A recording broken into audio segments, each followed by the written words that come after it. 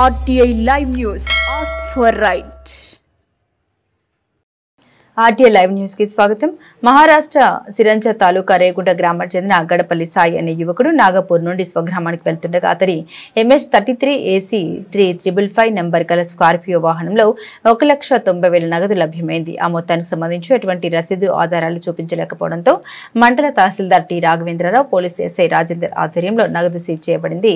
Seize చేసిన డబ్బు వివరాలు జిల్లా ఎన్నికల అధికారికి పంపించి తదుపరి చర్యలు చేపట్టనున్నట్లు అధికారులు తెలిపారు. తనిఖీలో గీర్ధావార్ శ్రీనివాస్తో పాటుగా పోలీసులు పాల్గొన్నారు.